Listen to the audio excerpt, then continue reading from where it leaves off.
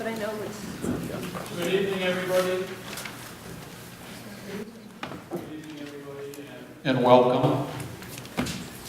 This evening is going to be the 253rd recorded town meeting in New Durham's history, going back to 1765, when Colonel Thomas Cash held the first meeting following the award of the town charter in 1762.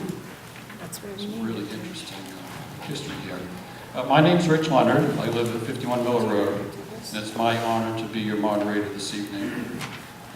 Would everybody please join me in the Pledge of Allegiance? I pledge allegiance to the flag of the United States of America and to the republic for which it stands, one nation, under God, indivisible, with liberty and justice for all.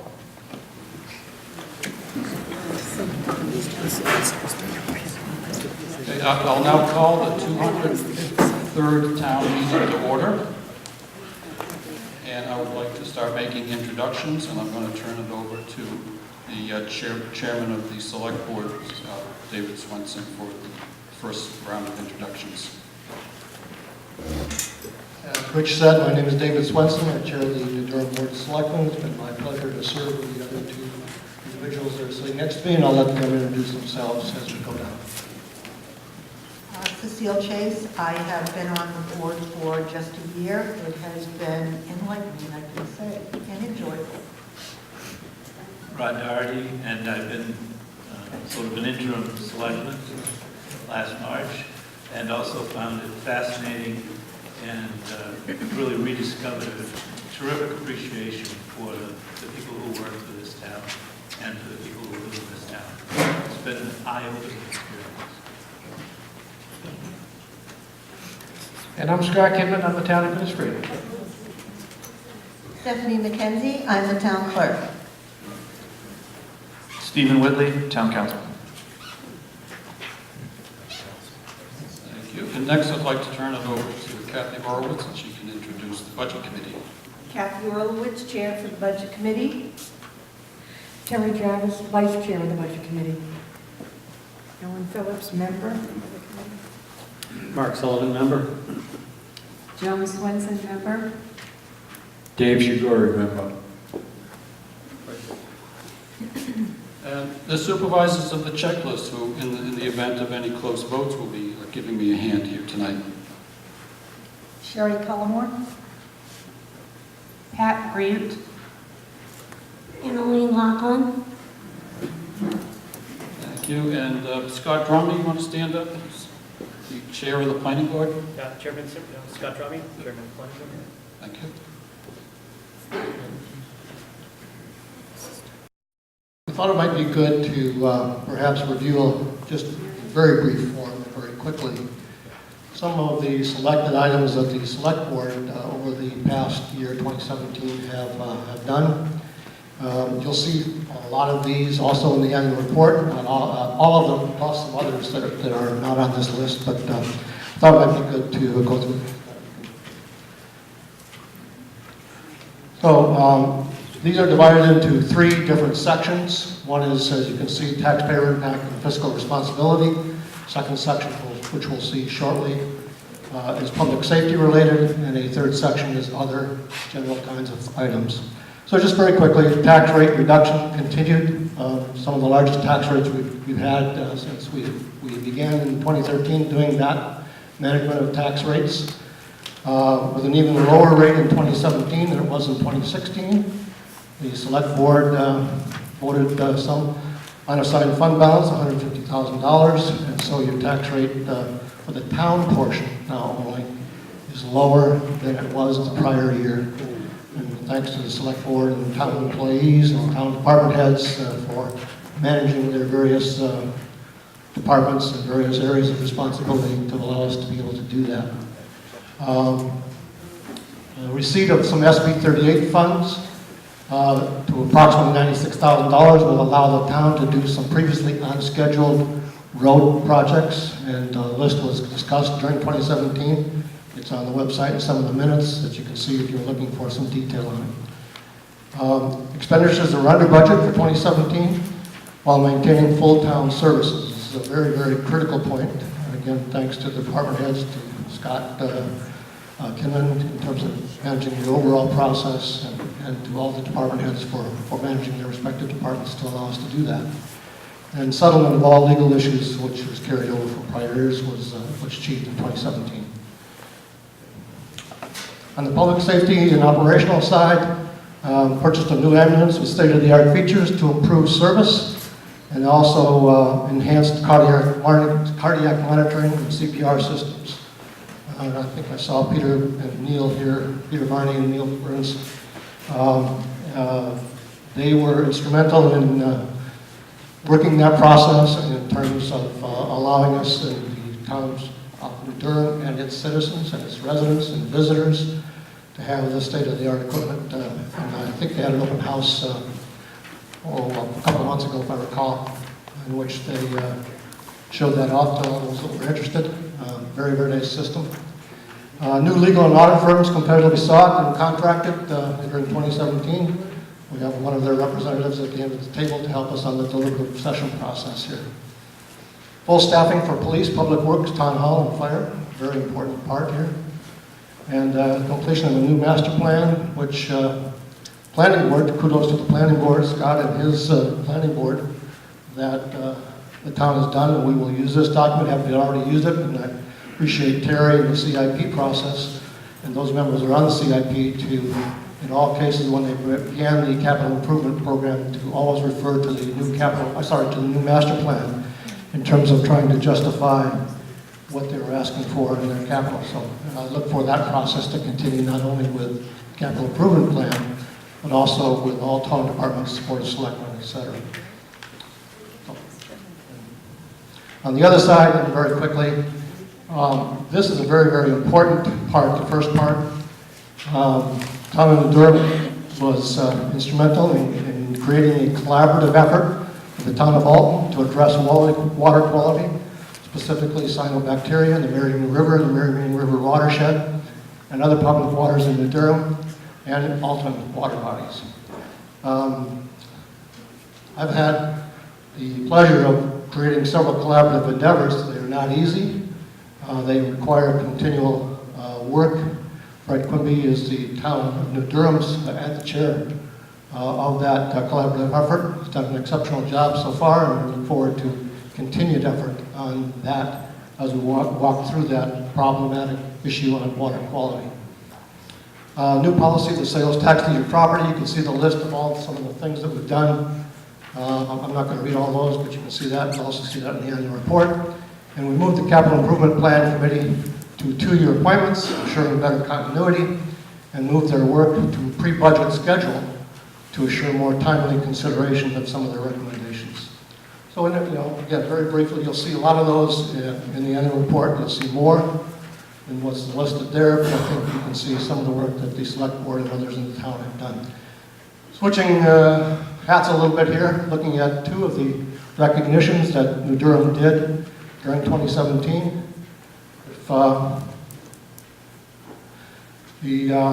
During the holiday dinner, Kathy Horowitz was part of this. I'm not sure why I got in the picture, but Kathy was there as well and has been the mainstay behind this presentation of the Boston cane to Christina Rice. This is to the oldest New Durham citizen.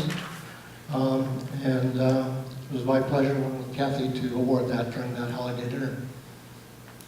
And then also during that time with a senior volunteer from 2017 to Fred Quimby.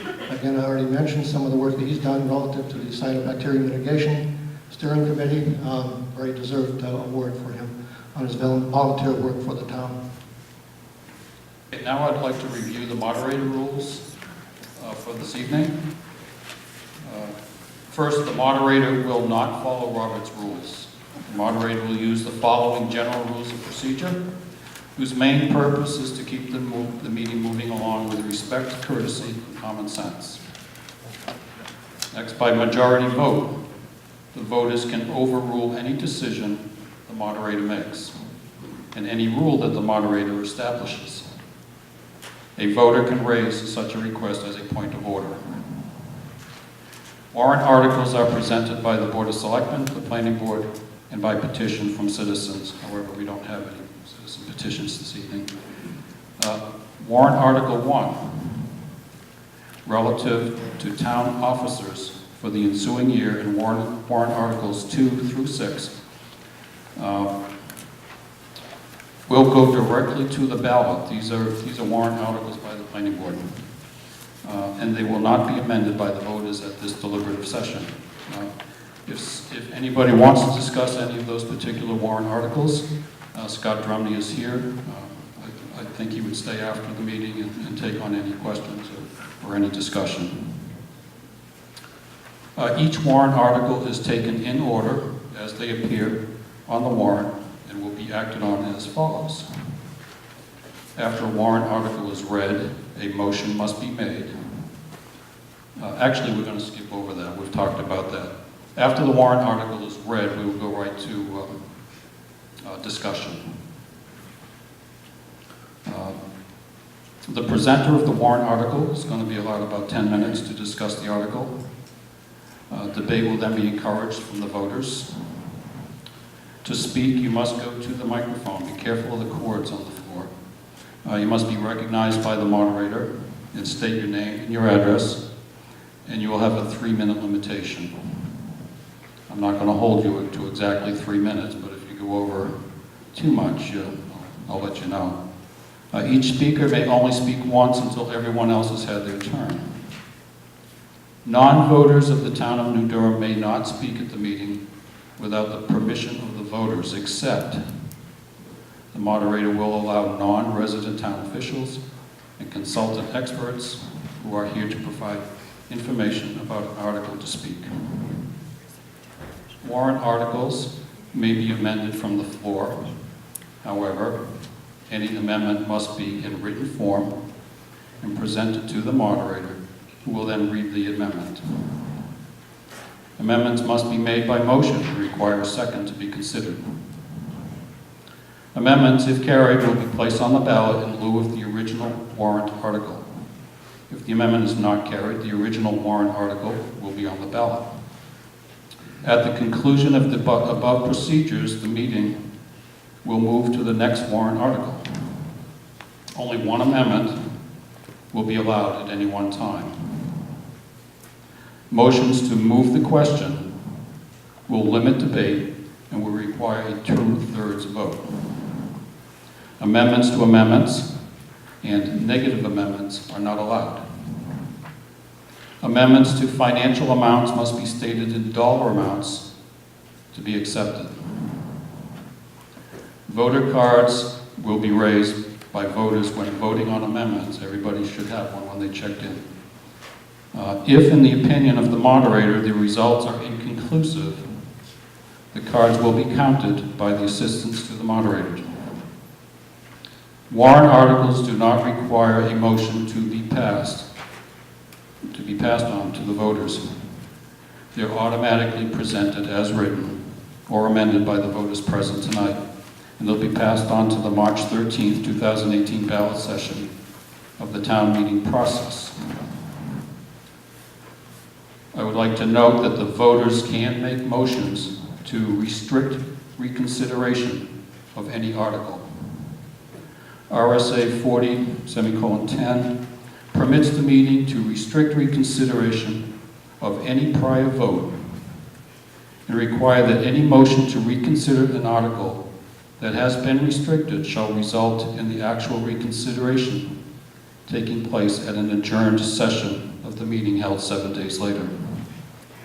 Basically, this would stop the reconsideration. We're SB2, we're not a town meeting, so we would not have an adjourned session.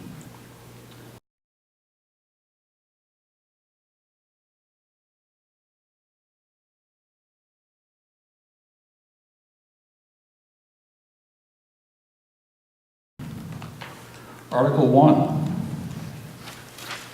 is to choose all necessary town offices for the ensuing year, and up to and including Article 6.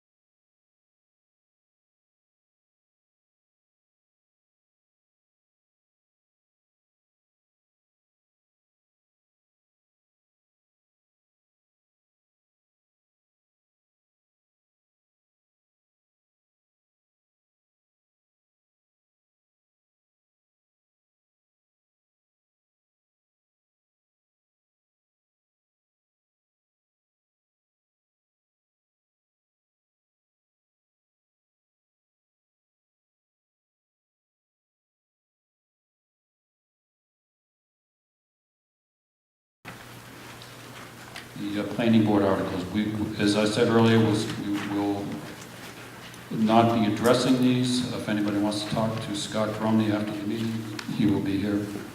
And at this point, we will turn it over to Article 7. It is going to be presented by Selectman Cecile Chase. Article 7, to see if the town will vote to authorize the selectmen to enter into a long-term lease purchase agreement in the amount of $157,000 payable over a term of 3 years for the replacement of the fire department's self-contained breathing apparatus, and to raise and appropriate with the down payment amount of $51,000 to come from the fire department ancillary capital reserve fund. Self-contained breathing apparatus is one of the most important pieces of safety equipment that our firefighters have. This is a regular replacement of that equipment. It is I believe it's state law that requires us to replace it after 3 versions of upgrade by the manufacturer, and that time has come. The article is now open for discussion. Thank you. Do we have any discussion on warrant Article 7? Yes. Please come to the microphone, state your name and address.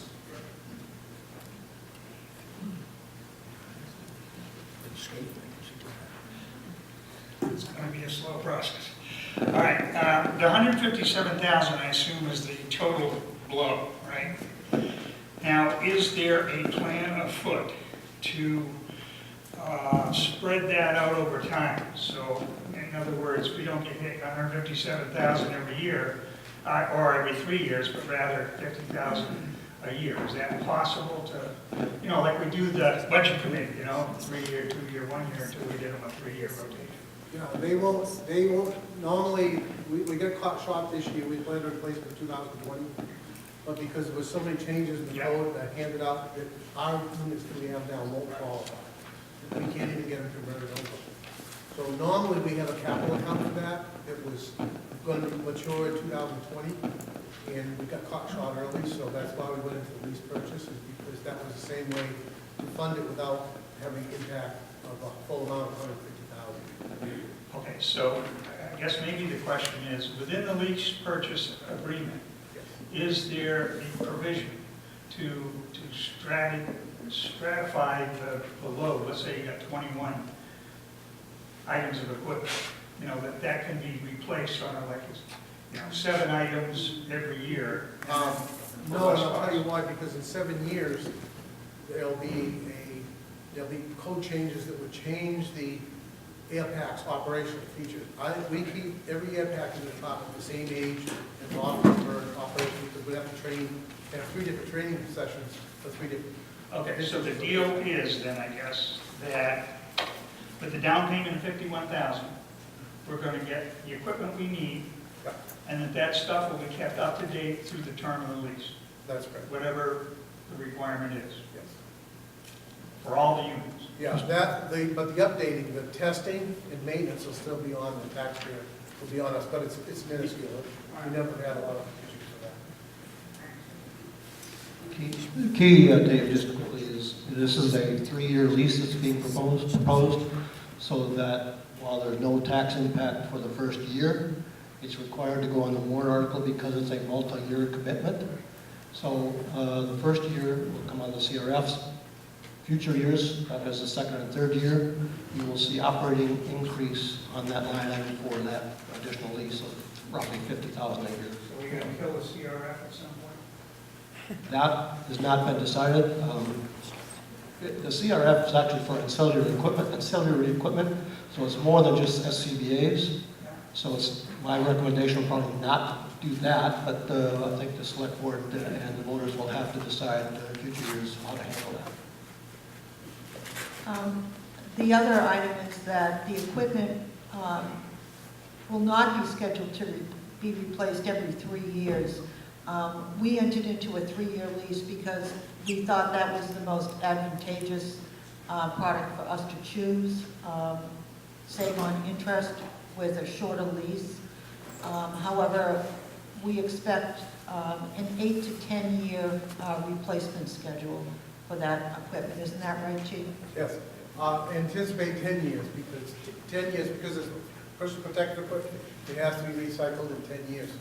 And I anticipate being able to get the full 10 years out of these packs. We have the last packs, except for, they had so many changes in the 3 code cycles, that it pushed ours out of date early. So, I mean, we normally wouldn't change it until 2020. So, but I anticipate this next set, that there won't be so many changes in the NFPA, that they will get the full term out of it, which will be 10 years. Thank you. Any further discussion on warrant Article 7? We will move on to Article 8. Article 8 is the one that deals with the town's operating budget, which I'll read in full and then have some additional comments to that. So Article 8 reads, shall the town raise and appropriate as an operating budget, not including appropriations by special warrant articles and other appropriations voted separately, the amounts set forth in the budget posted with the warrant, or as amended by the vote of the first session for the purposes set forth therein, totaling $899,086. Should this article be defeated, the default budget shall be $2,769,786, which is the same as last year, with certain adjustments required by previous action of the town or bylaw, or the governing body may hold a special meeting in accordance with RSA 40:13, Roman numeral 10, and Roman numeral 16, to make up the issue of a revised operating budget only. Majority vote is required for this. Note operating budget and default budget includes the library budget. Estimated tax rate impact for 2018 proposed budget is $4.84 per 1,000 assessed valuation.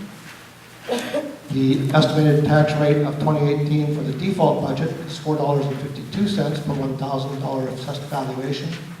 The Board of Selectmen recommends this article by a 3 to nothing vote. The Budget Committee recommends this article by a 7 to nothing vote. That's the article as seen on the warrant. A couple of comments to this. First of all, during the budget process from about September to sometime in January, I will tell you that there was very healthy and spirited discussion among the various departments that worked into the operating budget, both in terms of the budget, the Board of Selectmen, as well as the Budget Committee. I think both groups had some very interesting and very positive comments to contribute to that discussion, and appreciate the process that both of those groups went through to arrive at this number. So I want to outline, a little bit of humor. David Letterman, I guess, used to do his top 10. I have 10 things which contribute to the 5.1% difference between the proposed 2018 budget and the 2017 budget. Not the default budget, but the 2017 budget. The top, and in no particular order. One was the wage adjustments in the past 1 to 2 years to make all town employees' wage levels market competitive. Number 2 is negotiated health benefit costs increases were held to a minimum. And number 3 is fully staffed safety, town hall, and public works department, including a full year of the 5th full-time police officer. Number 4 is reduced legal fees as all outstanding lawsuit cases were settled by the end of 2017. Number 5, increased assessing costs due to the elimination of the revaluation CRF. Number 6, slight increase in planning board, zoning board of adjustments, and related accounts. This is mainly due to a better economy that we're seeing, increased appeals, the number of appeals that go to ZBA, and some planned contractual work that the planning board is looking to do in the coming year. Number 7 is increased maintenance, mainly mowing costs in the cemeteries and ball field. Number 8 is improved code enforcement office structure, coverage, and resources. Number 9, elimination of longevity pay, making it part of the employee's hourly wage. This provides improved benefits to the employee and provides a more transparent wage information to the taxpayer. And number 10, enhance the Parks and Rec program. These are just basically an overview of the 10 things which, from my perspective and looking at where the dollar number differences were significant, were contributing to that change from what was budgeted in 2017. I think, if you put the next slide up, we're going to have the detail. This shows by account line item, the detail from 2017 budget, on what the department requested, what the budget committee approved, and then the differences between that as well as the default budget on the far right column. Now, as former Selectman Bickford always used to say, it's a total budget, not necessarily a line item budget. But this is where the line items come to contribute to the budget. I'm going to go through 2, 4, 6, 8, about 9 or 10 departments which have significant differences. And this is some specifics to the line item. I gave you an overview from the overall operating budget, just looking at 4130. These are the line items where you might see some of the larger changes from 2017 budget. For 4130, the executive account, we moved a part-time finance person to full-time and moved that individual to account 4150, which caused a decrease in this account and reduced some part-time hours. In 4140, election and registration, there's some additional election costs in 2018, and along with some wage adjustments that I've already described. 4150, the finance office, we increased the wage cost due to that full-time person now being in finance, but we also reduced outside contractors' hours to somewhat offset a little bit of that increased cost. 4152, assessing, I mentioned that the reassessing CRF was done away with by one vote last year, as you may remember. But that causes us then to increase the operating budget to allow for us to perform the state-required assessing, revaluation, and all of those kinds of activities. 4153, we reduced the legal fees by $10,000. That's because, as we mentioned, that all outstanding lawsuits were settled by the end of 2017. 4195, cemeteries. Again, I mentioned the increased maintenance costs. This is mainly due to mowing. 4210 is the police. Again, I mentioned the full-time, fifth full-time officer, I should say, for a full year. In 2017, it was only budgeted for 6 months, which is what was done, roughly 6 months, 5 or 6 months. And then higher associated benefit costs with that full-time position, healthcare, et cetera. On the highway side, 4312. The increased overtime budget, that's weather dependent, so that may not be fully used depending on the weather. And then some additional equipment maintenance costs also caused an increase in that particular line. 4415, other agencies, there's some increased contributions from the taxpayer to charitable or nonprofit entities. This is somewhat offset by some opportunity to use some trust funds that we will have on the revenue side. 4520, Parks and Rec, increased costs for ball field. Again, mostly this is mowing. Then 4589, we moved the Booty Farmstead from 4130 to 4589, and then increased in costs for some of their activities that they plan, which you'll hear a little bit more about a little later on in some of the articles, but for septic plans and things like that. So again, very broad stroke, but hit some of the overview key points and then some specific line items where those changes occurred. I think I'm still under 10 minutes, so I would then move this to discussion and open up for discussion. Before there's any discussion, I'd just like to remind the speakers that come to the microphone to refrain from talking across to a person in the audience. If you have a question or you need feedback from one of the panel members or an expert that's in the audience, I'll gladly bring them up to the microphone so that everybody can hear them. So just try not to get cross conversations going. Is there any discussion? Anybody want to talk on Article 8?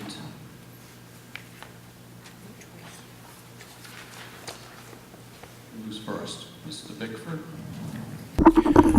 All right, my name is David Bickford, 183 Brackett Road. I don't give you some easy. What's your name again? Huh? I'm the one that's hard of hearing. The only thing I disagree, well, with what you said, Swens, and that is fully staffed. And that's a term that's not understood, because we don't know where fully staffed actually is. Sometimes we don't even know who's determining what is fully staffed. So I would prefer that not to be thrown out there. If you were going back to 2007 and you wanted to use the town meeting as a benchmark, the highway department would have 7 full-time staff. I don't believe they do at this point. But the reality is, it's the selectmen that decide how many they want, not the town meeting, okay? But that's, I just want to let you know that that's, I don't think appropriate to go there. I do want to think, I do believe the budget is rich. I think we could do with less. And I plan on voting for the default budget for that reason. Thank you. Anybody else? Just go ahead and walk up to the microphone. I think one of the objectives or things, activities accomplished this year was that the operating budget performed at less than what was budgeted for 2017. Can you tell me how much less that was? It doesn't have to be exact. I mean, 100,000? I have not seen year-end closing numbers from December. There is a budget committee on Wednesday night, which we will have. Actually, I think you just passed out closing numbers. You give me a second, I can look them up. Okay. First answer wins. I think Scott's going to say. I just prepared the fourth quarter report date for budget committee. Remaining in the operating budget is just over 2%. So it's 2.54, I believe. So $2,500,000 and something is what we paid to perform in 2017. Does that sound right? What last year's was is actually up there, and we did not spend 2% of that. That was what was remaining of it. Page 18. Was that? You got a number? The reason I ask is I can always tell you like, how much money that is. I always like to compare the new budget against what we spent last year. Page 18. What? I've got a figure here of $85,709 was turned back. Okay, so 2.58 something, right? 2.78? Okay, that's percent. I'm looking for the dollars. I just told 85. Yeah. Okay, so really, the new budget in the operating figure, 2.7 is about $100,000 more than what was spent last year. 129,300. Okay. So can you tell me what the big hitters were there in terms of contributing to that surplus?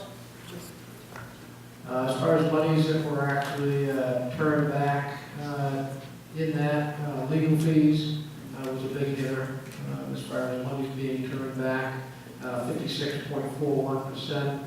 The executive office was 11.38% turned back. That was due to reorganization of staff.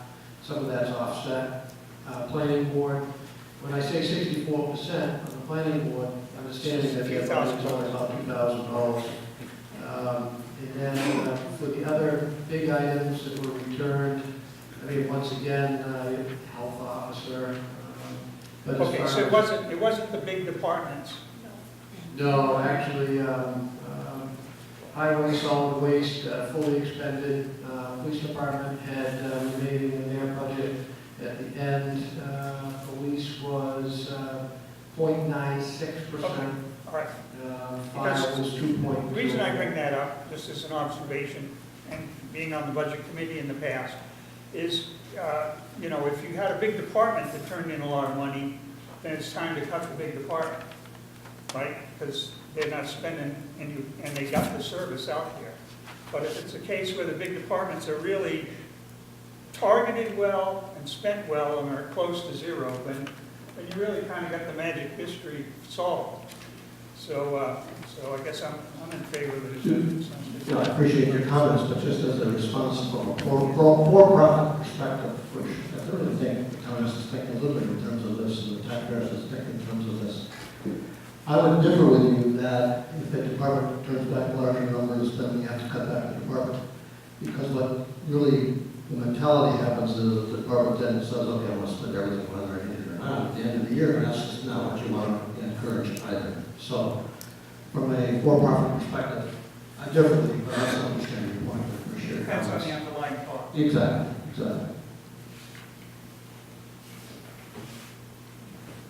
Any further discussion on warrant Article 8? Okay, I just have a couple of questions for you.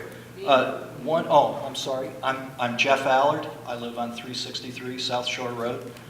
I have arithmetic questions that I just don't understand. The increase in the budget proposed for 2018 is somewhere around $150,000 if I do arithmetic correctly, and that's well less than 10%.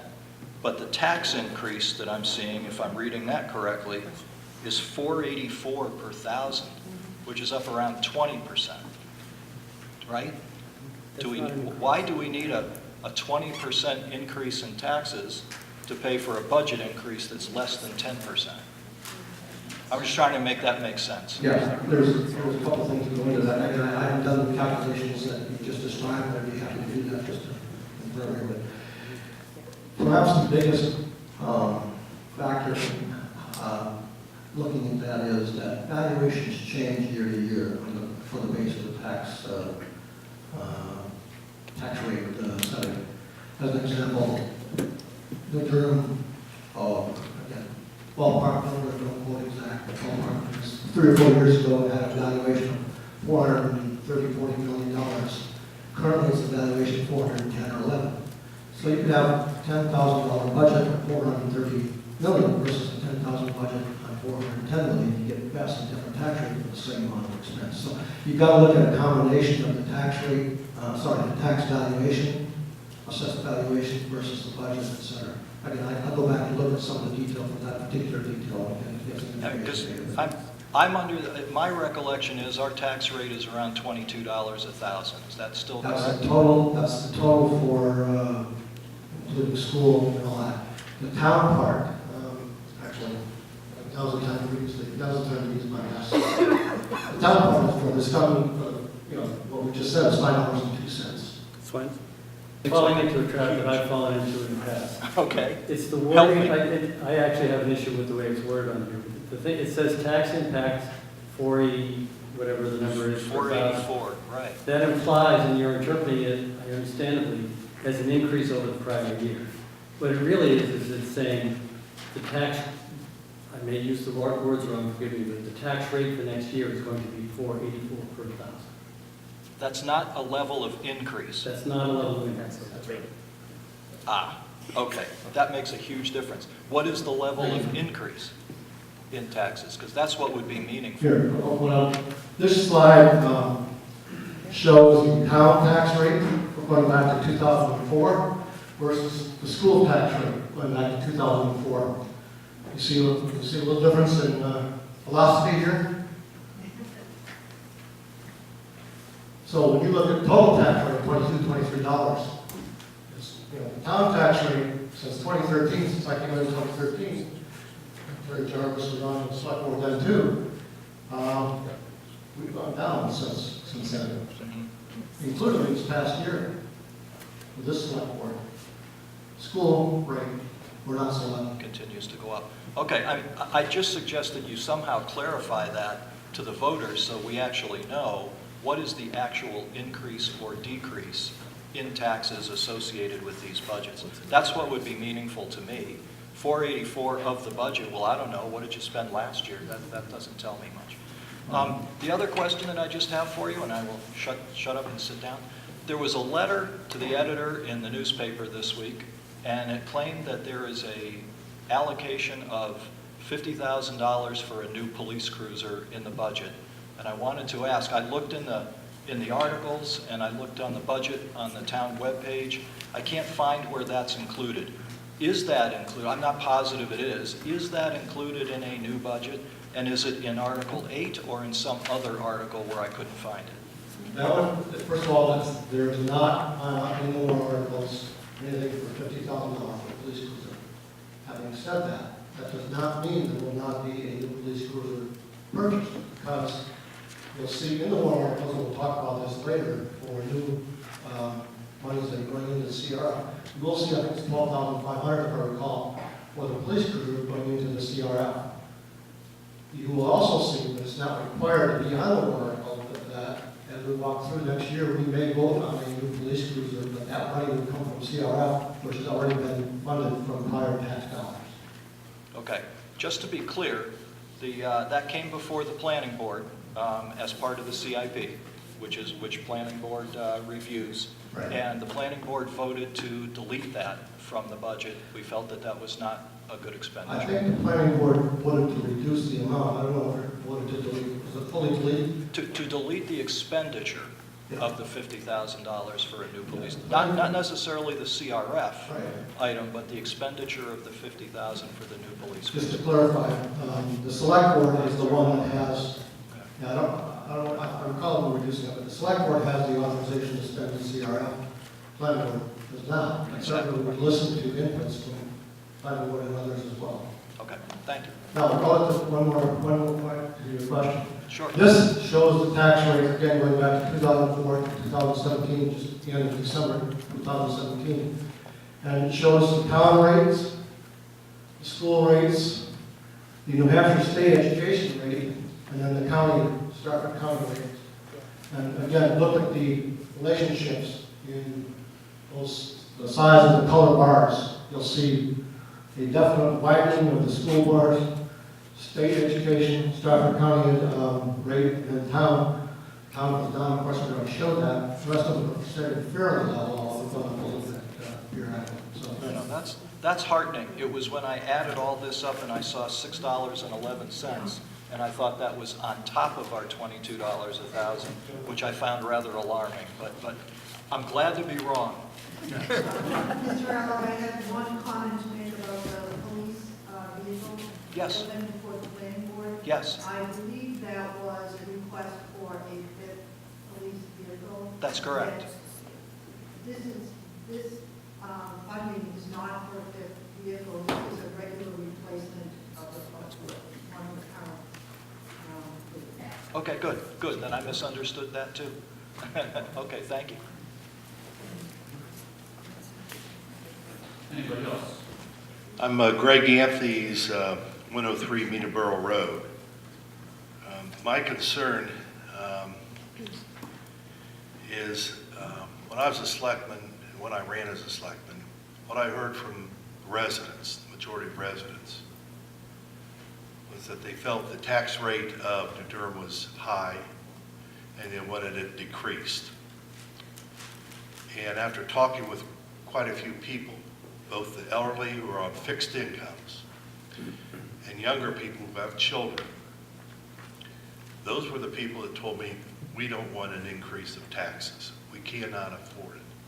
And I also heard some people say, we'd like to move into New Durham, but the tax rate is high, we could go to another town. That was the reason why I worked hard the 2 years that I was a selectman.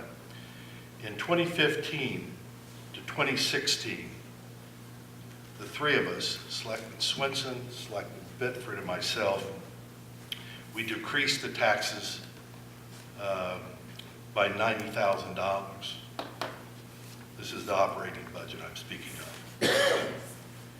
And then, again, the three of us, we lowered it from 2016 to 2017, we decreased it by $40,000.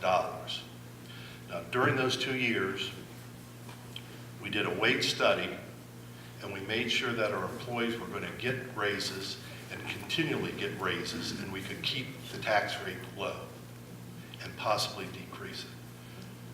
All the departments worked extremely well. I was very proud of all our employees. They did an excellent job. So we didn't have a deficiency there. So we did our job to look after our taxpayers and our employees. Now with the budget that we're looking at now, the operating budget, there's at least an increase of $130,000 more. And that doesn't take into account the other articles that will have an impact on our taxes also.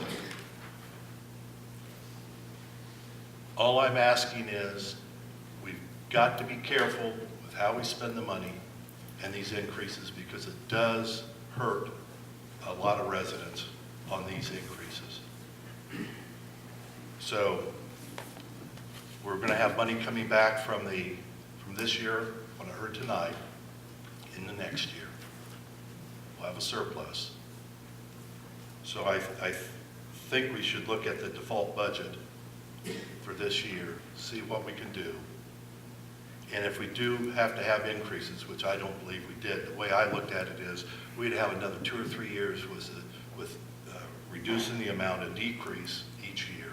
We would be to a point where we're going to have to level off, because we don't want to hurt our employees or what this town needs to do for its residents. But I think this jumped up too quickly and too much, and that's my concern. Article 9 is going to be presented by Selectman Doherty.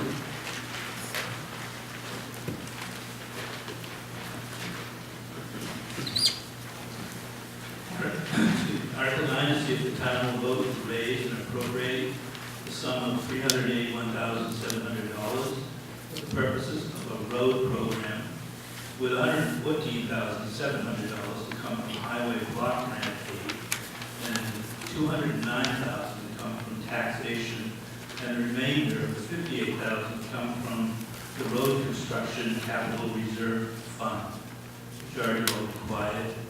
Estimated 2018 tax rate impact is 51 cents per 1,000. Board of Selectmen recommended this Article 3 to 0, and the Budget Committee recommended this Article 7 to 0. And of course, the whole process was aimed at trying to maintain our votes and or improve the ones that we have. It's now open for discussion.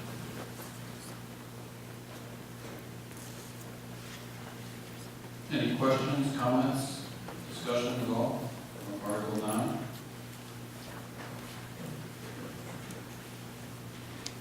Can somebody explain what the road program is for next year? I just want to know, if we can quickly, what roads are targeted for improvement? So this year, we're up against a little bit of a large hurdle. That hurdle is that we learned last year that we were up against 2 culvert failures on South Shore Road. Those culverts are located, one of them is at 130, in the vicinity of 130 South Shore, and the other one's at 284. They're both twin culverts, and they're metal culverts. They have failed and had been failing in that situation, so they need to be replaced. We engaged this year with our town engineer to start the work for that. One culvert is estimated, I just received an updated estimate today. The culvert at 130 will be about $250,000 to replace that. That is construction costs only. That does not include any engineering, DES permitting to come along with that. The preliminary estimates for taking care of that is right around $70,000 in order to do the engineering. The culvert pipe, another twin pipe at 284, will also require there to be DES permitting as well. Estimated cost for that is approximately $151,000 to replace that culvert as well. So Unfortunately, there's no capital reserve money. As you can see, $58,000 will expend the road program fund from that line itself. Other work that will be done townwide, hopefully we can do some preservation work and be looking at doing some rubberized crack sealing or chip sealing. And those will be on roads, and some people may shake their heads when I say this, is that it will be on roads that are actually good roads. Roads that are just starting to show a little bit of cracking that are coming up through, and that is to seal these roads up so the water does not infiltrate them. Then there'll be also regular routine maintenance that will be done with roadside ditching, tree trimming along the edges of the roads, and continued drainage work. And Dolly's crew will focus on hopefully roads in the future that we can do some of the small dollar items on those roads. Birch Hill Road needs some substantial drainage work done in a couple of areas under drain. So as funds are available, we'll work on those as well. But until these culvert projects are solidified, bid documents are obtained, and get those numbers back to lock that in, a little bit better understanding of that. We did receive some SB 38 money from the state, which is highway block grant, additional monies that were available that the governor allocated out to residents, so that money will also be applied towards this project, so these projects as well, and also continue to be able to do some work on our current road infrastructure that's out there.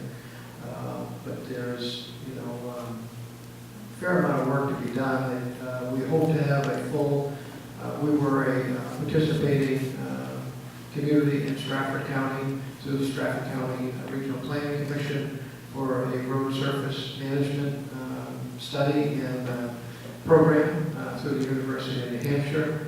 That should have all data and findings back to then prepare to give us a 10-year road plan, and that should be in June, which will help do some additional forecasting for what the future is for the crystal ball, so to speak, going forward.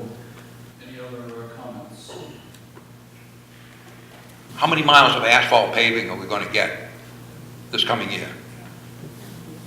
I don't know that you're going to get any miles of asphalt paving this year. It all depends on how much money after the bids come back in on all the projects and how they're actually going to map out. We only have a window of time that the Department of Environmental Services will allow us to do any of that construction. And unfortunately, it may be in the peak periods, which property owners are in the South Shore area, which will potentially be a cost factor in that situation. Okay, so the area from the library to the Brackett Road, which is in very bad shape, will not be done this year. Paved, reconditioned and paved. I hate to say yes. But it's not planned. It's not planned. Okay. Other than doing some preparatory work in order to prepare the area for the paving. That was one thing that Ron and I had to discuss, was trying to do some of the preparatory work, which is small dollars, as we can do it with joint workforces, either ourselves or outside contractors, to work with our crews, as we did up on South Shore Road in Durham. Thank you. Pat Grant, St. Moritz Road. Scott, I have a question. You know that I came before the selectmen as a Couple Crown resident in question about the extra money that was returned from the state to be used on the roads. And I'm sure you spent it well. I'm concerned as to why it was not used if you did know that the culverts needed work. That's just my first question. My second is, for those of you here who don't know Couple Crown, shame on you. No. We had a culvert problem that became pretty severe, and our roads are minute compared to the town's roads. And just for your own little bit of reference, the culvert that we had to replace for our little area was over $35,000.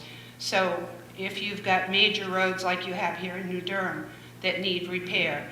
The numbers are scary, but knowing what the little one for Couple Crown was, as just a comparison. The only other thing is I would like to say that we tried in Couple Crown to do the sealing of the roads because we had cracking. We were trying to prevent Mountain Drive from getting worse, and we were very, very disappointed in the sealing. It was the company that the same as the town used, and they came. We kind of got a raw deal, but when it came time for plowing, our plow just wiped it right off. Just information out there. Yeah, Pat, what you did was what they call crack sealing. Yeah. We also do crack sealing here as part of that evolution. So you would crack seal a road, and then you would actually either chip seal it or overlay the road with more pavement. The difficult part we're all running into now is under the federal government mandates using recycled materials is the quality of asphalt now has deteriorated immensely. It has no strength left to it. It's very dry. The mixed designs in this area just haven't, for whatever reason, it's not the same as the good mix as they call it. It used to be LTA when I started in the public works field in 2009. Now a lot of communities have gone to what they call a rubberized chip seal, which is actually using rubber along with the asphalt, liquid materials, and they actually coat it and roll in the 3/8 stone with it. And that has a greater pliability to it. And we may experience or experiment with that this year on a couple of our good roads because they're saying the life cycle in some areas based upon historical data of how it's been constructed, they can get as much life cycle out of those than a 1-inch overlay of asphalt now. So, and the cost is actually less. So we're trying to find cost efficiency along with trying to get life cycle out of our pavement. Because the pavement still costs a lot of money, but we're not getting the years of wear out of it that we used to get out of the older pavement itself. In regards to, we have utilized about $15,000 towards the culvert project already with expenses to engineering. And we expect to have an additional $60,000 or $58,000 in DES permitting and then additional engineering and construction oversight with that project, which will pretty much use a fair amount of the $96,000. So, plus we had tried to earmark to be able to do some other preventative maintenance items as well with that money, with the tree trimming and such. Dawn's been trying to get prices. We're getting a lot of growth out from our trees. We're trying to keep up with it and complement what's actually being done by the line cutting. I'm just going to yell a quick question because it's just a question to Scott. Can you explain why, I know the reason, but I don't know if everyone else does, this particular culvert is so very expensive and environmentally, why it's not just like a culvert that you might put in on any other road in the town, this on South Shore Road? Sure. The culvert at 130 South Shore Road actually is pretty much a water contributory to Marion Lake. So it comes off the watershed. It's actually up behind there, which is known as the Red Oak, large parcel of property up on the other side. So that entire watershed from that area, if you look up there, it actually ravines and kind of funnels and channels that water that comes off the hillside all the way down to Marion Lake. And so what was required by DES, by the permitting, is we had to look at then to make sure we size the culvert appropriately. They don't actually look at just 50-year storms anymore now. They look at 100-year storms because we've endured, 2 100-year storms in the last few years. So they've really magnified that. And it's the old days, you just rip them out and throw in a couple more pipes or a bigger pipe and go with it. But now the regulations, and to be perfectly honest with you, it's an environmental situation. making sure that we do every best management practice in order to protect the watershed and our water bodies. Any other comments, questions? We will move on to Article 10.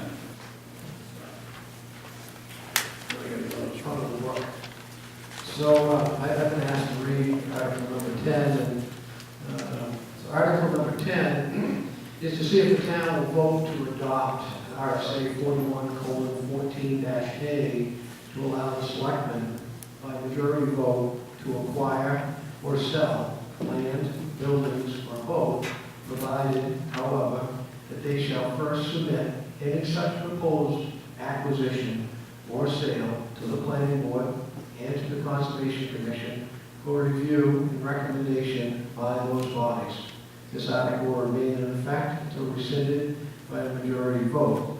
As a note, after the selectmen receive the recommendations of the planning board and Conservation Commission, or both exist to do, they shall hold 2 public hearings at least 10, but not more than 14 days apart, on the proposed acquisition or sale, provided, however, upon the written petition of 50 registered voters presented to the selectmen prior to the selectmen's vote, the proposed acquisition or sale will be inserted in an article in the warrant for the next town meeting.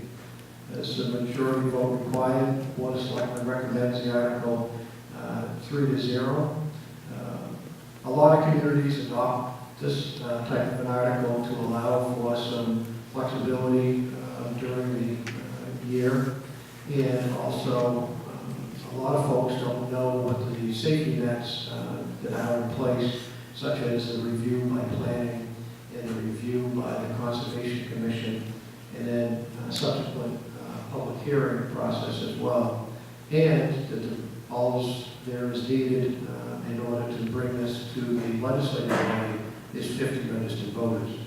So, don't know if anybody has any other questions. And we have town council here as well that may be able to speak to the law itself or the actual statute. Any questions for Article 10? Comments? Thank you, Mr. Moderator. I would be very fearful of this, as I was before, even as a selectman. I voted against going forward with this in the past. I see Ron, I think you were in the same boat, weren't you? And I assume that Ron Gale's position has not changed. Please direct your questions here to the moderator and not across. No, that was an assumption. So I would suggest that we not go there now. You've left it for your selectmen to buy and sell land without your consent. And I know what it's like to go before public hearings and be ignored. Though recently I was at a planning board meeting and they did a pretty good job of listening. But I would not, it's just too dangerous. You could wake up the next morning and find out their meeting house is sold or something of that nature. So. I am, yes, I am. I have the full state statute here in my hand, and speaking to the comment that was just made, this article, if it were adopted, protects property that have been accepted as gifts or trusts. They cannot just be sold out from underneath us. So that's a wrong impression to leave. So it would not include the meeting house then? That is correct, But because that was gifted, the town forest was gifted. Anything that was gifted or accepted as a trust is protected from this. So that was a bad example, but other land could be sold off. Any other comments? Questions, discussion? Can somebody speak to the advantage of doing this? Really? I mean, I see it as an advantage for a quick sale if the town had to act, let's say, within 60 days. But, you know, is there any other advantage I'm not seeing? There are, as the, there are definitely pros and cons. The pro side, from my perspective, is that, well, I don't know if you wish, I was taking Curry. The pro side is that, as an example, you'll see in the next article or two, that the town had an opportunity 8 or 9 months ago. Catherine Orleans will speak more directly to that in the next article. But had an opportunity to accept something like this for use in some planned and previously board-approved activities relative to the acceptance of this barn that you'll see in the next article. We were not able to take advantage of that timeliness because the town board of selectmen did not have the authorization to be able to do that. They had to come before this. That would allow something like that to happen perhaps in a more timely manner. We were fortunate through Kathy's work, Kathy Williams' work, that the opportunity has been kept open for a little period of time here, but that's a specific example of the pro.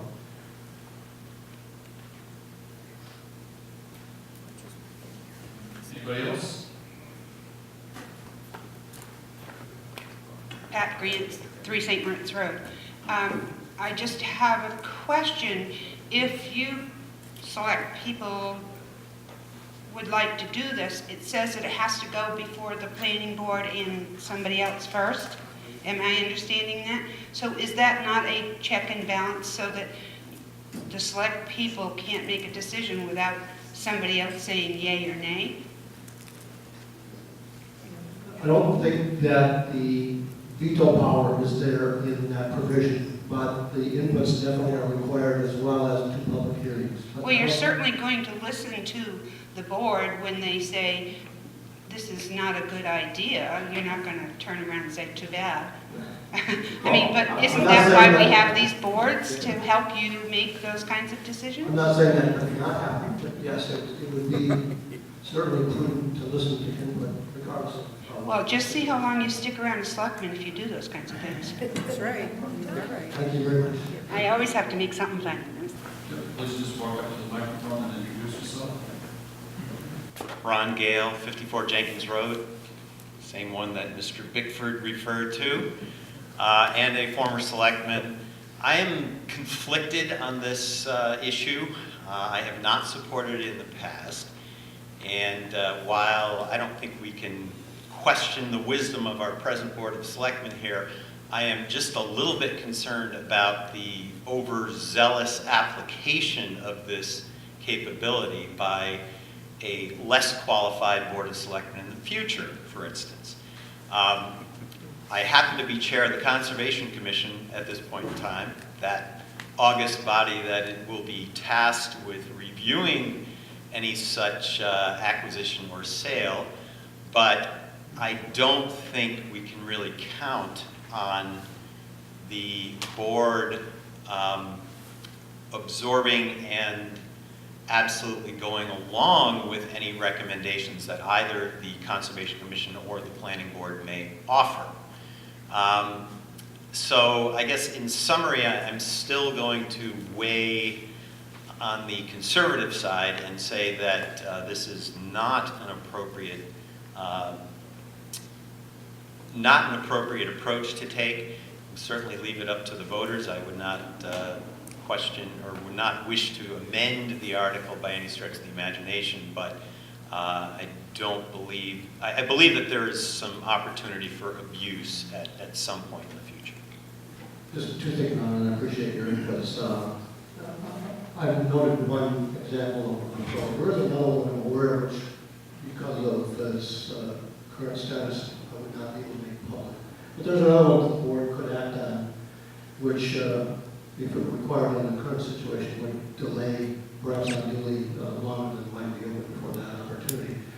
The flip side of that is that there is opportunity for the taxpayer, the voter, to indicate that it still must go to town meeting. It's 50 signatures, if I recall. So there's still that opportunity for pushback of any action that would be deemed, plus the public hearings and other points. But yeah, your points are well taken too. Yeah, Scott, just an example which we kind of touched on a little bit. People want to give property You may not want to wait for 10, 11 months for the next town meeting, or the next ballot to do that action, because they need a state situation or something else. So, again, there's pros and cons, no question. It's just something that, and there are some safeguards that are built in, but again, the board will need to decide how they feel about this particular issue. Certainly the reason this appears on the warrant this year is because of the next article. And Kathy, I don't think you'll mind me saying that it was only because of Kathy's diligence and her relationship with the owner of the barn that it is still active. That barn was slated to be sold, and the owner really wants New Durham to have that as part of our historic facilities plan, and turned down other offers and agreed to wait. I think it's at least 6 months until it could come to town meeting, because we were not able to accept it as a gift.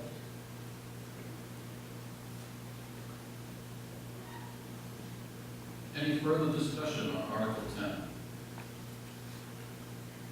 I see no further discussion. We're moving on to Article 11. Article 11, to see if the town will vote to accept a gift of real property, being a 42-foot by 42-foot barn, for use by the Booty Farmstead project. Said barn being a gift to the town of New Durham. Majority vote is required. The Board of Selectmen recommends this article by a 3-0 vote. The estimated 2018 tax impact is $0 for a $1,000 valuation. Kathy, I'm going to turn it over to you. Would you have some slides that you This first slide here is the Zachariah Booty Farmstead. The Zachariah Booty Farm Committee has proposed a plan to reconstruct and construct and repurpose the Zachariah Booty Farmhouse. The plan is based on this historic photograph that was taken during the celebration of the 200th anniversary for the beginning of the Free Will Baptist Church. From this photograph, the farmstead features the log cabin, which is the building furthest to the right, facing the photograph, the Cape-style home, the addition, or sometimes is commonly referred to as the L in our discussion, and then the barn. On slide 2, this is the conceptual plan that was developed in 2014. It matches the layout of buildings shown in the photograph in the first slide. This proposed plan is an outcome from completing market research for the future uses of the property. The barn would provide a larger function facility, and the house would be a smaller gathering area. Slide 3. The committee learned about this barn's availability in April 2017 during a fundraising event. This is the southeast face of the exterior of the barn to be gifted to the town. The next slide is the northwest faces, excuse me. This is an early 19th century English style barn, and it is located in Alton. And it's in an area that was once part of New Durham Gore, which was part of New Durham until Alton seceded in 1796. The barn features many of the classic architectural elements expected to be seen in a barn from this time period. It does retain a high degree of integrity of its original materials. Slide 5. The next 2 slides show the interior of the barn. It is a timber frame construction with hand-hewn beams and timber joinery. These slides, and you can go to the next one, show the timbers that will be reused, the interior roofing material, and the sheathing on the walls in very good condition and will be used in the reconstruction. Slide 7. This is a letter from Andrew Cushing, who is our field representative from New Hampshire Preservation Alliance. He came to the barn and he agreed to support us with this letter. And in it, it states that the barn is in excellent condition and they are supportive and thankful for the committee's foresight and diligence in saving the barn.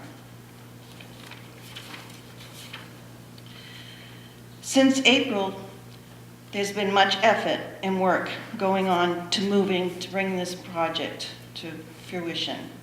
The committee has worked very hard fundraising to cover the expenses for the dismantling of the barn.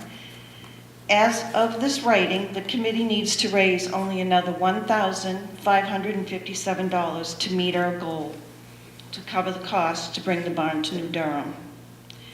We have been working with UNH senior capstone students from the engineering department.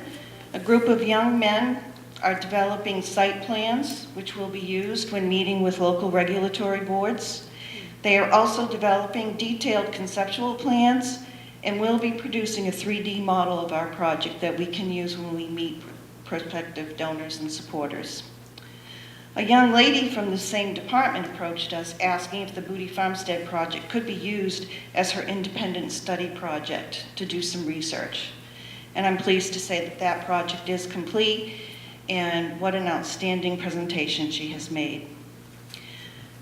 Accepting the gift of the barn will benefit our project by, 1, supporting the vision for the plan, honoring the builders by preserving the past, which will support the future needs of our community.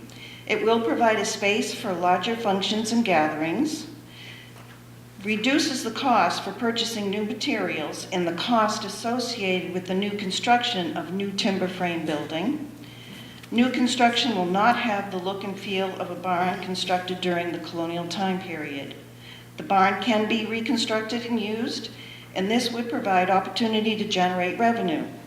Part of the revenue would be placed into a capital reserve fund to support the reconstruction for the entire farmstead project. Thank you for this opportunity to speak to the article.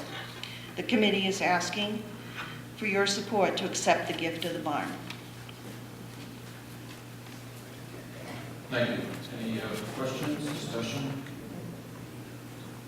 Please walk up to the microphone. I just have a few questions about this. This is the first time I've seen this. The cost of moving the barn to New Durham, what would that cost be?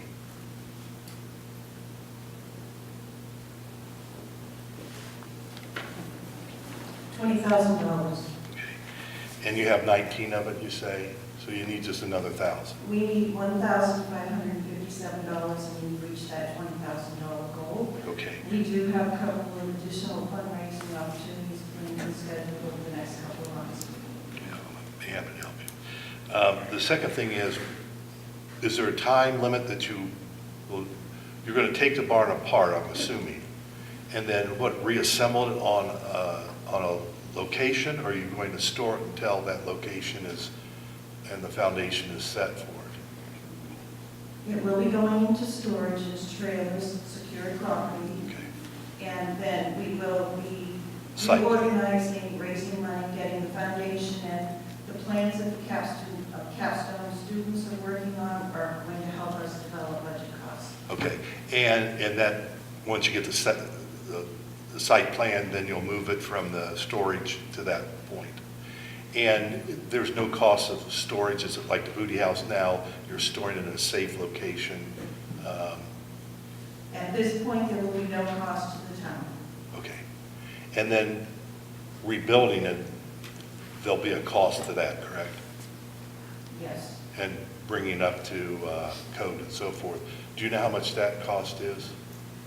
We were given a budgetary quote 2 years ago before we knew about this barn, and the whole entire project to put it up for the conceptual plan that we have would be $800,000. And I think, is that the one you presented to the board when I was at? It is. And And since that time, we've done quite a bit of work, meeting with different people. We've met with the electric company to review fuel needs and energy needs and all of that. We've learned that we probably will qualify for about $100,000 in incentives. We've been talking to economic development groups to see if this project could qualify for some funding that way. We have a number of people out there who have committed services and costs and donations towards the reconstruction and all of that. So for budgetary purposes, that's my figure of 800,000. At this point, I know it is not going to be that because of the support that's coming. In-kind services? Yes, Yeah, okay. towards us. And then that additional money, the cash that you'll have to come up with, are you looking at raising that privately, or is that going to be something that the town would have to be involved? We would Taxation? continue with our fundraising private. We are going to seek grants. And we have asked in the operating budget this year for a little bit of money to help with the septic design so that we can get that going. The board approved half the money and asked us to fundraise the rest of it. Okay. Well, you know I'm a supporter of this, so I appreciate the time. Thank you. Anybody else? I don't see any more questions or discussion, so we'll move on to the next one.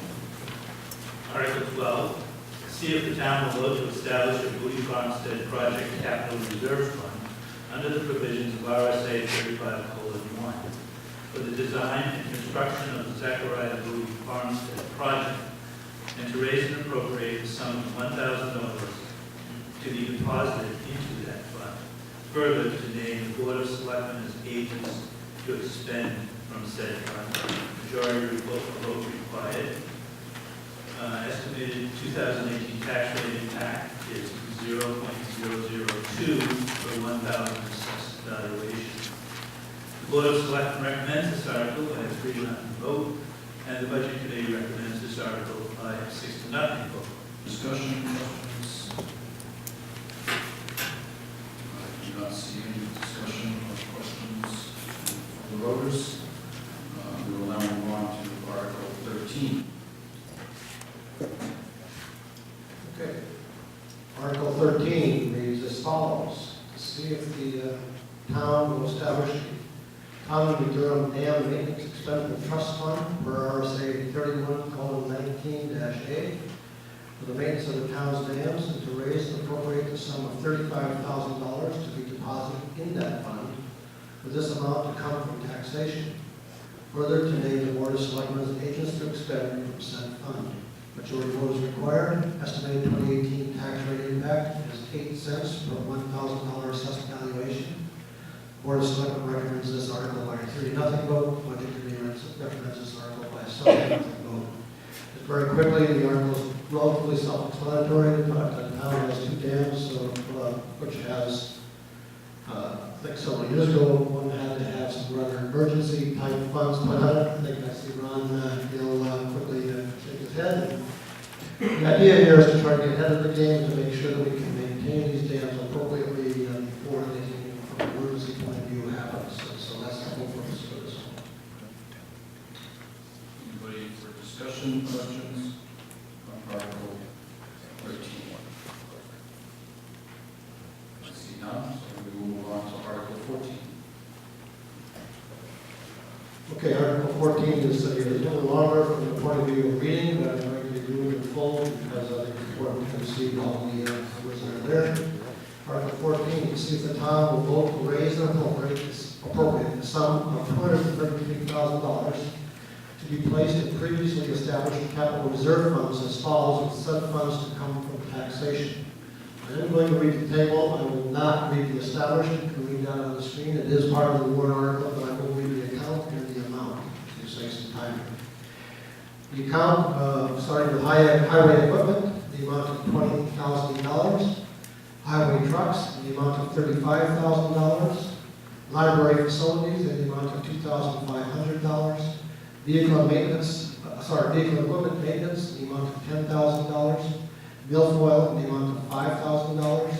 Solid waste facilities improvement, in the amount of $2,000. Solid waste equipment, in the amount of $10,000. Police cruiser, in the amount of $12,000. Smith ball field and equipment, in the amount of $1,500. 1772 Meeting House restoration, in the amount of $5,000. Fire truck, in the amount of $40,000.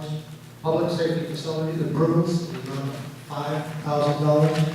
Road construction, the amount of $75,000.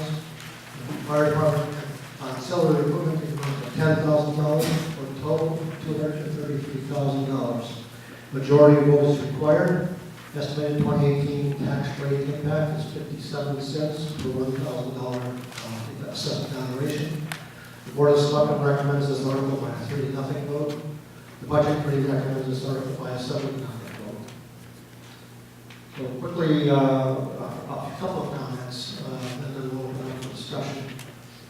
Again, this was a area which has some significant discussion in both the Board of Selectmen and the Budget Committee. At times, very good spirited discussion, but very open, very good discussion in terms of what we may be able to try to do this year. This is far short of what the CIP committee had recommended to the planning board, and then the planning board in turn made some modifications and came to us. That is the Board of Selectmen and then to the Budget Committee. The past couple of years have been one in which, in some cases, as an example for the road, the CRF was drained without really placing replacement monies in it. There are other funds that may not have been funded for whatever reasons, such as highway trucks, etc. The recommendations for this year in this warrant article do not by any stretch make up for all those years that may not have had funding that might have deemed appropriate. But by the same token, it is felt that these funds are necessary from the point of view of providing sustainable services to the taxpayer in a manner and in the service levels that the taxpayer is requesting. So while it's not as much as many people might have asked for, it's maybe more than some people thought might be there. It's, I think, a relatively good compromise number, which provides a positive response to being able to supply the services for the residents, for the citizens. Any comments, questions? Thank you very much for that. I wasn't going to say anything until you said that the prior board drained the capital reserve fund for roads. And as we've taught you, Swens, that capital reserve fund was not created to be a savings account in the future. It was strictly created for money that was left over and not used the previous year to drop into, rather than going to the general fund. And you know that. So I take exception to doing that sort of thing when you know better. And I gave you the preface what I felt was appropriate to describe some of the activities that this board of selectmen chose to do, what the CIP, the planning board, and the budget committee has chosen to do. My first term was actually Selectman Bickford, as you know, but my experience also from the private sector and nonprofit sectors over a very blessed career recognizes that service levels are desired at a certain point that one has to recognize from a for-profit point of view, let the market dictate what you have for products and services, etc. From a nonprofit town point of view, you look for the taxpayers and the voters to decide what service level they wish and how they wish those taxpayer dollars to be spent. And again, this is what the Board of Selectmen and Budget Committee, along with the prior inputs from the CIP and the Planning Board, have chosen to present to the board. I believe the creation of our capital improvement program was created with the purpose of looking forward over a longer period of time and setting aside funds that would grow so that we don't have wild swings in our tax rate. That did work for a long time. I don't ever remember the creation of a capital reserve to be a fund where we dropped excess funds that were not spent from the budget. Well, you're completely incorrect. We've talked about that numerous times. I know Kathy Wallace who stepped out, I guess, has spoke to everyone about this issue. The Highway Capital Reserve Fund is not meant to be a big savings account. It never was. I know, I was there when we created it, and I was very dubious about creating for this very reason, that it would be misunderstood. It's just so the money doesn't lapse from the year before. Highway money is generally money you use right up, and we've been increasing that year after year. Been about 10% the last few years, and a lot of it from the operating budget. And then we would dip into the capital reserve fund, because that was money the contractor from the year before didn't use up. So we have not been draining, or the previous boards have not been draining the capital reserve fund without, unnecessarily. We've been doing it because we're using it on the roads, and that's where it belongs. Again, a quick comment in response to that first statement. Nowhere during my presentation, or any of the discussions that I recall from the board of selectmen or the budget committee, was there any ever any comment relative to putting into a savings account type situation. That was never part of our discussion. It has never been part of our thought process, certainly not my thought process. However, I will stick by my comment in that given that we have a much lower CRF level in roads in this case than some other areas, one does need to make sure that you have funds for emergencies, for things like culverts that might come up, et cetera, or a dam in the prior CRF's case, so that while it may not be a saving account from the way you're describing it can be a reserve to a certain level to be used appropriately each year, which is what we're trying to do this year. As you can see from our road budget, our road warrant is considerable dollars. But we're also trying to replenish it with that $75,000 that you see in this listing, so that we do have some funds that are in that CRF. Should an emergency come up, or as a start, a seed fund for the coming work in the following year. Dave Curry.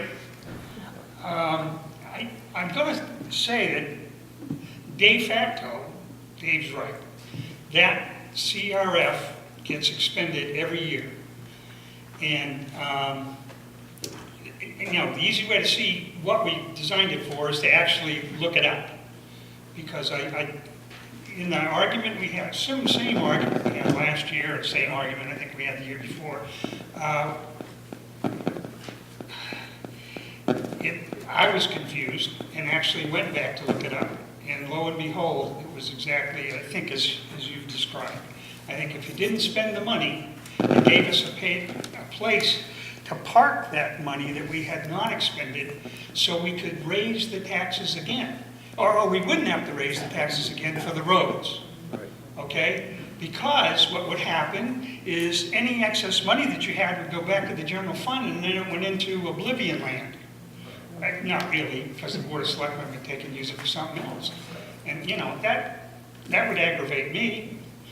I raised $75,000 to use for road repair, and it went to a Never Never Land.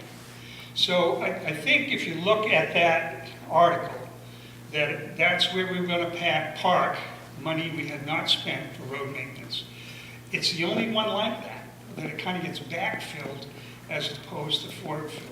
I'm pretty sure I'm right on that, but I haven't been around this bush a few times now, and that's what I remember. Again, just to the point, for your comments, to the point is I've already made relative to the roads, but if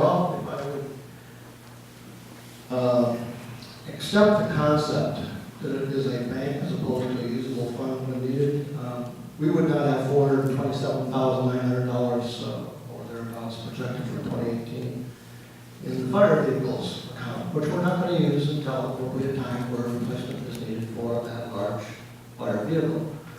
It's not something that you want to raise in 1 year. It's something that you want to, as you say, park appropriately, but use as appropriately also.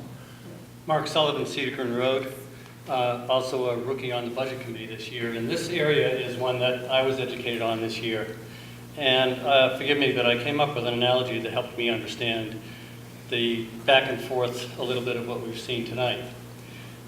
When you buy a house, imagine you bought a new house. a lot of times you buy the roof shingles and they have, let's say, a 20-year guarantee on the roof. You keep the house for 20 years. 20 years later, you need to replace the roof. Let's say it costs $10,000. You have 3 options to pay for that roof. You can either be independently wealthy and you just pull the $10,000 out of your pocket and you pay for it, or you can take a loan for the $10,000, or you can put $500 aside every year for those 20 years so that at the end of the 20 years you have the money to pay for your new roof. That's essentially what we're discussing here. And you can argue all night long about whether the money out of the pocket, the loan, or the saving a little bit each year is the right way to go. And in fact, that's a lot of what the arguments we've been hearing for the last couple of years about this is. But in the end, years ago, as I understand it, the town voted, I would argue in their wisdom, to go the route of, let's say, $500 a year for 20 years. In the end, what you're looking at here is all the boards that were involved, their recommendation that says, okay, if we need to buy a new fire truck, for example, and we're going to buy a new one every 20 years, here's what it would cost you every year for 20 years if you want to have the money at the end of the 20 years to buy it. So the amount you see on all of these, the road digression aside, that's essentially what you're voting on. Do you want to have a model where you're putting aside ahead of time so that you have it when you need it, or you want to wait and take loans or spend the money all in 1 year? That's pretty much what you're looking at. Scott Drumming, 362 Old Bay Road. I'll just add a little bit to Mark's statement is that with all the different CRFs, almost all of them work under that principle that Mark just described. Fire trucks, you buy a fire truck every 10 or 20 years, you put a little money aside each year to help pay for the next fire truck. The police cars, the highway equipment, almost all these CRFs work that way. The road CRF doesn't work that way because we spend money on the roads every year. So David is right in that example.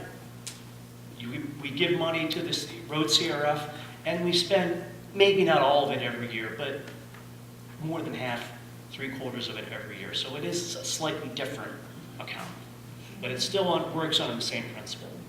It's just that it is used every year versus most of the other accounts are only used once every 3, 5, or 10 years. Well, I do appreciate the different perspectives. I think that it might be useful to go back to when the CRF was originally voted on, which is in 2010. Article 5 says, and quite frankly, it doesn't support those positions where it's drained every year. Quote, to see if the town will vote to establish a capital reserve fund under the provisions of reconstruction of town maintained roads. 2, to raise and appropriate the sum of $146,595. And 3, to name the Board of Selectmen as agents to expend, majority vote required. Special warrant article. The warrant article that was voted on and approved is exactly a CRF, just like every other CRF. So it doesn't really support that position.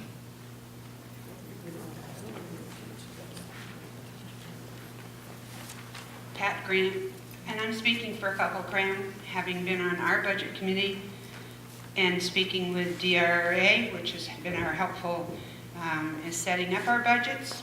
Believe it or not, we do have a budget. We established back in, I believe it was 2014, knowing that we were going to need money in about 10, 12, 15 years to take care of the uranium that we have building up. Thankfully, not much. But we knew at the time we would have to set money aside so that we didn't have to foot the bill in 10 or 15 years. And we were told that it was a CRF, which the F is, R for reserve. Reserve is the word. So we're setting aside $1,000 a year so that when the time comes, we will have the money. To me, that's reserve. Yes, it's like a savings account, but it's a reserve set aside when we need it. And that's what I'm seeing is happening here. So it isn't like you're just putting it in and taking it out, putting it in and taking it out. I just want you to know that little old Couple Crown even has them, so. Greg Anthony's 103 Meterboro Road. Capital reserve funds are necessary. I don't disagree with that. And Mark brought up a point about the shingles on the roof. I understand that philosophy. But there's also, if you buy a house, you put it on a mortgage. And And when I was on the CIP with two other individuals that were businessmen, we looked at the idea and we studied other towns and what they did for large expenditures. Something over $250,000, $300,000, $400,000, $500,000 dollars for a piece of equipment. I felt that pieces of equipment like that, and other towns also agree, that you do a lease purchase. Now, almost everything that we look at, every piece of equipment, we have a schedule, how long we think it's going to last, and you can plan on it.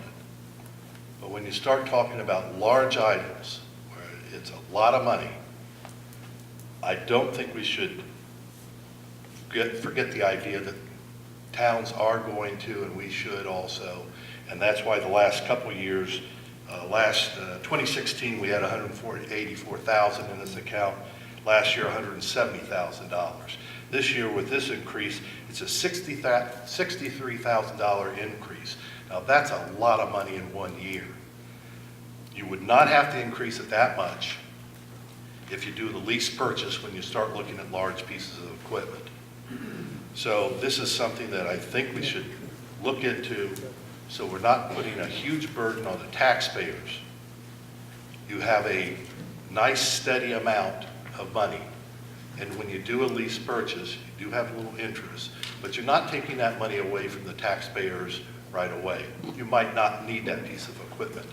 So if you do a lease purchase, you put down a portion of it that you already have in the CIP, and then you pay it over a period of time like you would do a mortgage. That's a sensible approach, and that's something that most people understand, and I certainly would want to think that we would go that way again. And so, once again, I caution these large amounts from 1 year to the other, these increases. Once again, taking into account the people that I've heard from, the residents of New Durham, the majority of them are fixed incomes, and they can't absorb this large amount of money. Now, I'm fortunate, my wife and I are fortunate, we're very comfortable in life now. But not all people are comfortable. So you've got to keep an eye on the people that are on fixed incomes, both the elderly and the younger people, and go with something that's a little more substantial. You won't take the big hits with lease purchase, but you don't take that money every year. So I think it's something that we should really concentrate on doing this lease purchase. Thank you very much. Yeah, Greg, I'm not quite sure which line item you're talking. I think you're talking in general. Because it certainly wouldn't fit for roads as in general. Pardon me? Would not fit for roads. No, I'm not speaking of roads. There's certain things that you know it's going to be there. Right. Roads are one of them. You're going to spend X amount of dollars every year for roads. So you can either pay for it every year, knowing that it's going to be that amount, work it into the budget. Right. If you set the money aside for roads, you're almost doubling it because you're going to be using some of it, you'll be taking some from CIP. That's fine, but you don't have to take a big chunk sometimes. And this one, like I said, is a $63,000 increase. So I'm not against CIP taking monies for certain things. It's just the larger items you could reduce and reduce the $63,000 down. Just quickly from an information point of view, at the beginning of 2016, the road construction CRF balance was about $258,000. At the end of 2017, the CRF for road construction was about $58,000. So again, it is there to use, no question, but we also have to keep in mind longer-term planning as well. And one other point, just a combination of CRFs and ETFs, which I don't want to preempt the next article either. But if you add the CRF tax rate impact this year and compare it to the 2017 budget, we're talking about a difference of about 10 cents per thousand.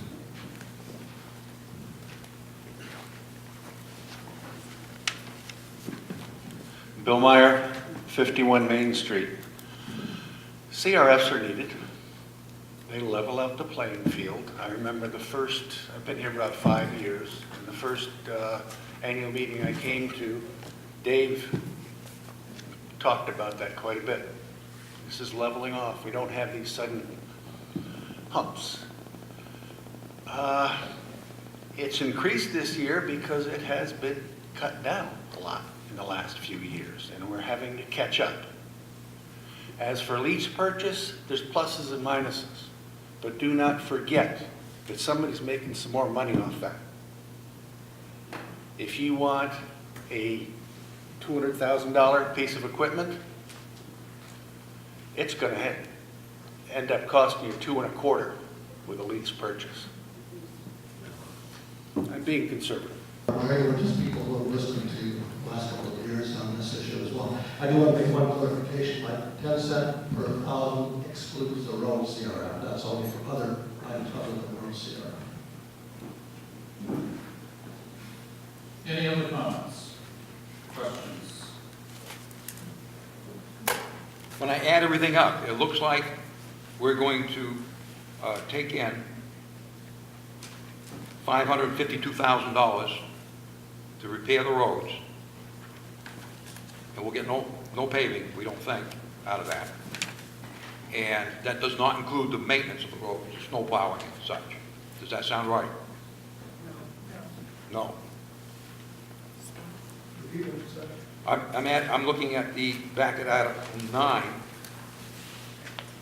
I see some are appropriate, some are 380. Article 9, to raise and appropriate $389,000.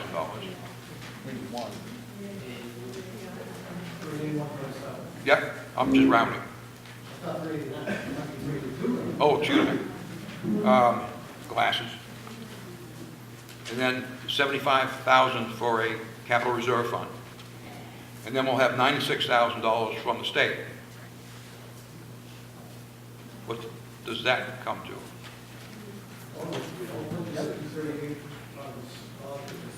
Article 9 is pretty clear. It's $381,700 total.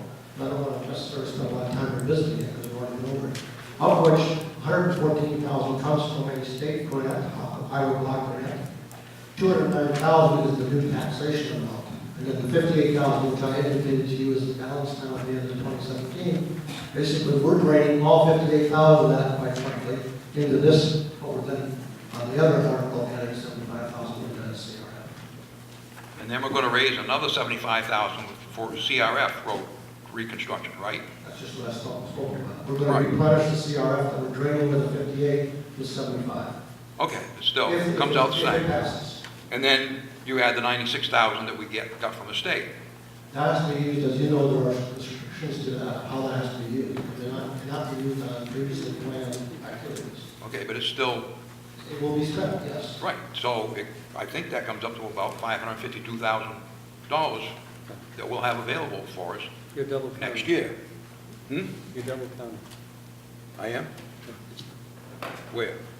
Article 9 is 381, figure me, Mr. Moderator, is this okay? 381. Let me get a mic. Article 9 is 300, let's say for argument's sake, 382,000 total. Yeah. Including the 58 you discussed, the federal, state grants and so forth. If you want to include the 75,000 that's going to be requested to replenish the capital reserve for next year, then it would be 382 plus 75, and that's the total. 456. Now what about the 96,000 from the state? I don't know where you're getting the 96,000. SB 38. The 96 is available. It was received in 2017. It's already basically committed. But it wasn't for used. road activity. Right. It will be spent on the road activity, but yeah, if you combine 2 years, yes, that's correct. Well, the money's available. That's what I said. That's how much money we're going to It's have. already been spent. Part of that 96 has already been spent. Where? That's engineering and all that kind of stuff. How much of the SB 38 money? How much of the 96,000 has been already spent? Year-to-date, 15,000 and change. All right, it's a drop in the bucket compared to, all right, so take 15 off of 552, so now we're in the 540, yeah. I think a couple different points is 552 is the number of available monies for roads. And right now, on our estimates, it's about 470 $7,000 roughly, potentially can be tied up on the culverts on South Shore.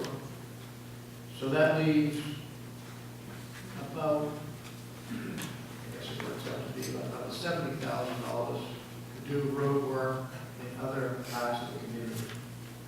If in fact all those monies were used, and we did not, the Board of Selectmen did not forecast to use all those monies in 2018, and the reason why they set $75,000, knowing that the culvert, which I've just informed by the road agent tonight, is already showing some failure, and we have to do some emergency work there on that 284 South Shore. So they put that $75,000 in there as a safety net to help bridge the gap going into 2019. At least that's how I envision that $75,000 is just to be able to do that. Okay, I'm just trying to reach out to these various places that money is put away and say, well, you bring it together, this is how much you've got for road work. That's correct. And you just, unfortunately, you're faced with some two major projects that, whether they were on the forecast or not, or whether or not they were put on the shelf or not, that was earlier on. But they're in front of us. Yeah, it was never brought to my attention. Article 15, to see if the town will vote to raise and appropriate the sum of $35,500 to be placed in previously established expendable trust funds as follows, with said funds to come from taxation. As with the previous article, I will read the account number and the amount, but I will not read the date established. Computer systems and office equipment, $7,500. Accrued benefits liability, $10,000. Records management, $6,000. Town buildings and improvements, $12,000, for a total of $35,500. A majority vote is required. The estimated 2018 tax rate impact is 9 cents per thousand assessed valuation. The Board of Selectmen recommends this article by a 3-0 vote. The Budget Committee recommends this article by a 7-0 vote. Move on to Article 16. To see if the town will vote to raise and appropriate a sum of $5,000 for the purposes of funding contributions to health and other agencies such as Cornerstone DNA, Stratford County CAP, and homemakers of Stratford County, etc. With this sum, the town from authorizing the withdrawal of $5,000 from the J.C. Shirley Timber Trust, Trust Fund Number 28. Said trust established for the purpose of benefit of the town of Durham for such lawful purposes as the town may direct at its annual meeting. A majority vote is required. The estimated 2018 tax rate impact is 0 per 1,000 assessed valuation. The Board of Selectmen recommends this article 3-0, and the Budget Committee recommends this article 7-0. For discussion, anybody? Questions, comments? I do not see any. We will move on to Article 17. Thank you. Article 17, to see if the town will vote to adopt the provisions of RSA 72:28B, all veterans tax credit. If adopted, the credit will be available to any resident or the spouse or surviving spouse of the resident who served not less than 90 days on active service in the armed forces of the United States and was honorably discharged, or an officer honorably separated from services and is not eligible for or receiving a credit under RSA 72:28 or RSA 72:35. If adopted, the credit granted will be $500, the same amount as the standard or optional veterans tax credit voted by the town of New Durham under RSA 72:28. A majority vote is required. The Board of Selectmen recommends this article by a 3-0 3-0 vote. There were a lot of RSAs quoted in that. What this article attempts to do is give the tax credit to all veterans who have served not less than 90 days on active service. What we've seen over the last several years in this country, our reserve officers, our reserve servicemen serving active duty for longer periods of time. In the past, they were not covered under the Veterans Tax Credit, and this article just corrects that omission.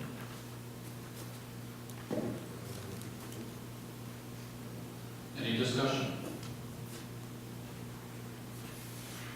Just a quick question, is this extending it also to the surviving spouse or spouse? That does that too, right? Because I think the original one we voted for was just the veteran. That's really the big add-on, is the spouse or surviving spouse. Any other comments? I cannot see any. Article 18, to conduct any other business which may legally come before the town. This may not be classified necessarily as directly related business to these warrant articles, but I do want to take time to thank Rod Doherty for coming in and filling in this past year. Your inputs have been very much appreciated.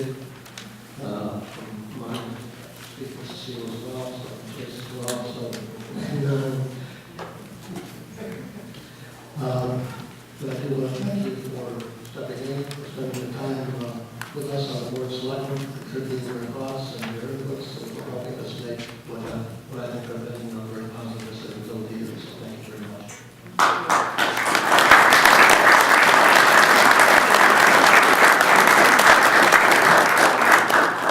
Mr. Moderator, may I have the floor for a moment? You may. I would like to, on behalf of the newly elected Budget Committee, extend a thank you to Dave Sabori for being willing to fill in for a vacancy that we have this year and continuing to serve on our board. And I wanted to express my appreciation to the elected board because most of our members this year were brand new and had quite an extensive learning curve. So thank you. This will be part 2 of our town meeting. It's going to be on Tuesday, March 13th, from 8 a.m. to 7 p.m. right back here. So be there or be square. I want to thank all the voters for coming out tonight. It's wonderful to see everybody. And at this point, I want to say all warrant articles shall be placed on the official ballot as you see them without